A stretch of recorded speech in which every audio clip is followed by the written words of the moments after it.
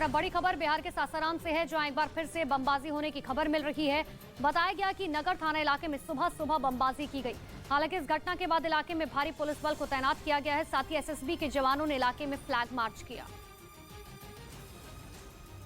तो बड़ी जानकारी आपको दे रहे हैं, एसएसबी के जवानों की तरफ से फ्लैग मार्च किया गया। जो जानकारी अब तक है कि सासाराम में एक बार फिर से सुबह सवेरे बमबाजी की गई है। इलाके में भारी सुरक्षा बल की तैनाती पहले से थी, लेकिन बावजूद इसके वो कौन शख्स है जो लगातार शांति भंग करने की कोशिश कर रहे हैं।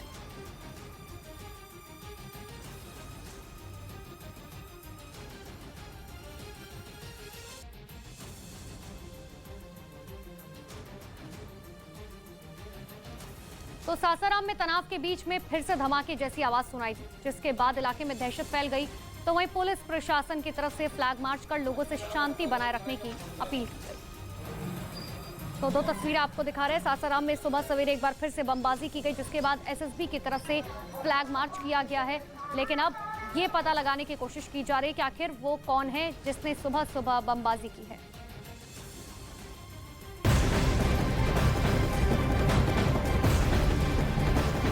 बिहार के सासाराम में हुई हिंसा के तीसरे दिन भी शहर में तनाव का माहौल नजर आया। हालात ऐसे बन गए कि केंद्र को मोर्चा संभालना पड़ा।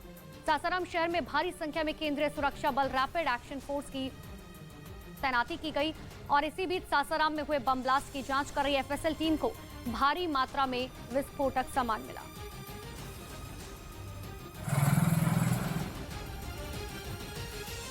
हालात को सामान्य बनाने के लिए इलाकों में भारी फोर्स की तैनाती की गई। रैपिड एक्शन फोर्स की कई बटालियन इलाकों में गश्त करती दिखी।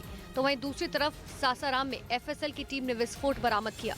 एफएसएल और बम निरोधक दस्ते की टीम ने सासाराम के शेरगंज इलाके में बम विस्फोट के बाद घटनास्थल से नमूने इकट्ठे किए। शेरगंज के जिस घर में ब्लास्ट हुआ था, सूत्रों के मुताबिक उस घर में एफएसएल की टीम ने एक्सप्लोजिव बरामद किया है। बम ब्लास्ट में 6 लोग घायल हुए। डीजीपी ने घायलों में शामिल आरोपियों की इलाज के बाद गिरफ्तारी की बात कही। तो वो व्यक्ति जो जख्मी हैं वो अपराधी की कैटेगरी में आए हैं, उनको हमने गिरफ्तार कर लिया, उनका इलाज चल रहा है। जब वो बेहतर हो जाएंगे, हॉस्पिटल से छूटेंगे तो वो जेल जाएंगे। इन बमों को बनाने का क्या मकसद था? क्या बम का इस्तेमाल हिंसा में होना था?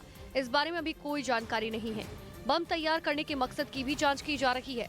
जिले में उपद्रवियों की निगरानी की जा रही है। बड़ी संख्या में फोर्स तैनात है। पुलिस अधिकारियों के मुताबिक अब तक 32 लोग गिरफ्तार किए जा चुके हैं। साथ ही लोगों से अफवाहों पर ध्यान न देने की अपील की गई। बिहार के नालंदा जिले में रामनवमी के 2 दिन बीत जाने के बाद हिंसा के बाद अब हालात दरअसल काबू में है, लेकिन संवेदनशील इलाकों में अभी भी तनाव भरे हालात हैं, जिसे खत्म करने के लिए भारी फोर्स की तैनाती की जा चुकी है। अब तक सासाराम और नालंदा से 109 लोगों की गिरफ्तारी। बिहार में रामनवमी पर हुई हिंसा के बाद दंगाई से निपटने के सख्त निर्देश दिए गए हैं, जिसके बाद से पुलिस और प्रशासन पूरी तरह से अलर्ट नजर आया। हिंसा वाले इलाकों में पुलिस फोर्स गश्त करती दिखी और लोगों से अफवाहों पर ध्यान न देने की अपील करते हुए दिखाई दिए। अधिकारियों ने उपद्रवियों की पहचान कर उन पर सख्त से सख्त कार्रवाई करने के निर्देश दिए। किसी भी परिस्थिति में कोई गड़बड़ी न हो पाए, इस पर नजर रखने और अफवाह फैलाने वालों की निगरानी के आदेश है। देर शाम बिहार के डीजीपी RS भट्टी बिहार शरीफ पहुंचे। घटनास्थल पहुंचकर अधिकारियों के साथ जानकारी ली। इस मौके पर उन्होंने अधिकारियों को सतर्क रहते हुए सभी चौक चौराहों और संवेदनशील और अति संवेदनशील इलाकों में पर्याप्त सुरक्षा बलों की तैनाती करने का निर्देश दिया। सब चीज की जांच होगी, कोई बख्शा नहीं जाएगा, आप देखते जाइए।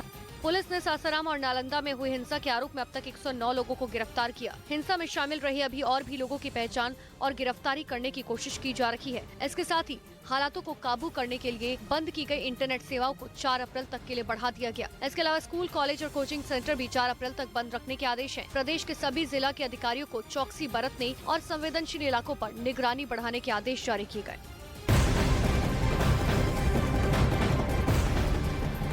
पश्चिम बंगाल के हावड़ा के बाद अब हुगली में हिंसक वारदात सामने आई। यहां रामनवमी को लेकर शोभा यात्रा निकाली जा रही थी। इसी दौरान हिंसक झड़प हो गई। शोभा यात्रा में बीजेपी के राष्ट्रीय उपाध्यक्ष दिलीप घोष भी शामिल थे।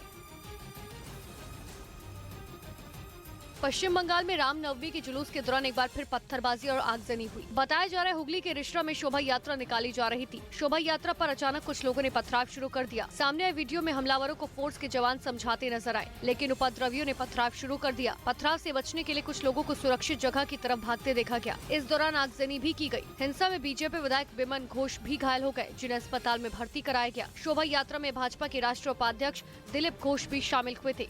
पत्थरबाजी हो रही है, जानबूझकर। इतने बच्चे हैं, महिलाएं हैं, बुजुर्ग हैं, इसी स्टैम्पेड हो जाएगा। पुलिस पुलिस खड़ा होकर देख रहा है, बड़ा बड़ा ईटा पत्थर आ रहा है।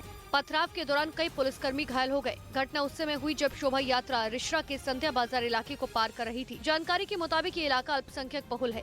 शांतिपूर्ण से शोभा यात्रा जा रहे थे और जब मस्जिद से क्रॉस कर रहे थे, ऊपर से बड़ा बड़ा पत्थर फेंका और पुलिस लोग भी पूरा एकदम ऐसे ही ऑडियंस होके देख रहे थे। हालात को काबू करने के लिए इलाके में भारी फोर्स तैनात किया गया। इससे पहले रामनवमी पर गुरुवार को हावड़ा में जमकर हिंसा हुई थी। उपद्रवियों ने शोभा यात्रा पर पथराव करने के साथ ही गाड़ियों में आग लगा दी थी। पश्चिम बंगाल के हुगली में शोभा यात्रा पर हुए पथराव के बाद बीजेपी ने ममता बनर्जी पर निशाना साधा। पश्चिम बंगाल बीजेपी के प्रदेश अध्यक्ष सुकांता मजूमदार ने केंद्रीय गृह मंत्री अमित शाह को पत्र लिखा और तत्काल मदद का अनुरोध दिया। तो वहीं टीएमसी सरकार के मंत्री शशि पांजा ने बीजेपी पर आरोप लगाया। हुगली में शोभा यात्रा के दौरान रिश्रा से निकल रही शोभा यात्रा पर पथराव के कई वीडियो बीजेपी नेताओं ने वायरल किए, जिसमें एक समुदाय के लोग बड़ी संख्या में पत्थरबाजी करते हुए दिखाई दिए, जिससे शोभा यात्रा में शामिल लोगों में भगदड़ मच गई और देखते ही देखते पूरा इलाका रण क्षेत्र में तब्दील हो गया। उपद्रवियों ने कई दुकानों में तोड़फोड़ की। हालात को काबू करने के लिए पुलिस ने हवाई फायरिंग करती हुई भी दिखाई दी और आंसू गैस के गोले भी दागे, लेकिन उपद्रवियों के हौसले इतने बुलंद थे कि उन्होंने पुलिस फोर्स पर भी पथराव किया। इसी बीच प्रशासन इलाके में धारा 144 लगा दी और उपद्रवियों को आगे बढ़ने से रोकने के लिए पुलिस फोर्स ने कई इलाकों को बैरिकेड किया। इसके अलावा हालात को और ज्यादा बिगड़ने से बचाने के लिए कई इलाकों में इंटरनेट सेवा 24 घंटे के लिए बंद कर दी गई। पश्चिम बंगाल बीजेपी के प्रदेश अध्यक्ष सुकांता मजूमदार ने केंद्रीय गृह मंत्री अमित शाह को पत्र लिखा और तत्काल मदद की मांग की। तो वहीं शोभा यात्रा पर हुए हमले के बाद गुस्साए बीजेपी के नेता और कार्यकर्ताओं ने प्रदर्शन शुरू कर दिया और पथराव के विरोध में सड़क पर बैठ गए। तो वहीं टीएमसी नेता कुणाल घोष ने बीजेपी पर आरोप लगाए और रामनवमी के बाद शोभा यात्रा निकाले जाने पर सवाल उठाए।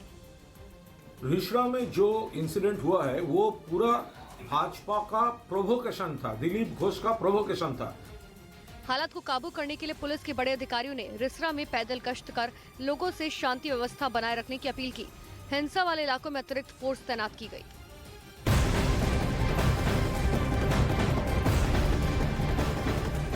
उधर पीएम नरेंद्र मोदी ने लोकप्रियता के मामले में दुनिया के कई बड़े नेताओं को पीछे छोड़ दिया। पीएम मोदी 22 देशों के दिग्गज नेताओं की रेटिंग में सबसे लोकप्रियता नेता बन गए। मोदी को व्यस्त आबादी में 76% अप्रूवल रेटिंग मिली है।